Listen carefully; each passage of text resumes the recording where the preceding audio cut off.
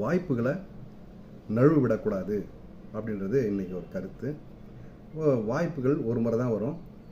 ஒரு அரசர் இருந்துன்னு தன்னுடைய மகளுக்கு திருமணம் செய்வதற்காக ஒரு 3 காளையை வளர்க்குறாரு.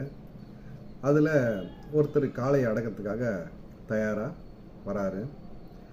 முதல் காளை இருந்துன்னு நல்ல கொழுன்னு சரியான திடகாத்திரமாக ஒரு காளை வருது. அதை அடக்கிறதுக்கு போய் பார்த்தா பயமாக இருக்குது, யானை மாதிரி இருக்குது இந்த காளை. சரி விடுங்க, அடுத்த காளையில் பார்த்துக்கலாம் அப்படின்னு சொல்லிட்டு அழுகுறாரு.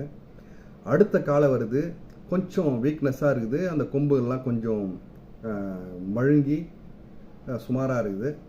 அதை பார்க்கலான்னு பார்த்தாக்கா அதையும் பார்த்தா கொஞ்சம் இவருக்கு அச்சமாக இருக்குது, அதுவும் தள்ளி போயிடுது. 3வது காளை கண்டிப்பாக அடக்கிடலாம், கண்டிப்பாக இதை அடக்கி அந்த பெண்ணை, அந்த இளவரசியை நாம் தான் கல்யாணம் பண்ணிக்கணும் அப்படின்னு தயார் நிலைக்கு வராரு. அந்த காளை வெளியே வருது.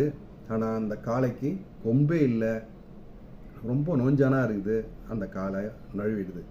நம்ம வாய்ப்புகள் வரும்போதே பயன்படுத்தினா வீரனாகவும் சிறந்த இளவரசனாகவும் வாழலாம் அப்படின்றதுக்காக இது உதாரணம். வாய்ப்புகளை நழுவு விடாமல் வாய்ப்புகளை நாம் உருவாக்குவோம்.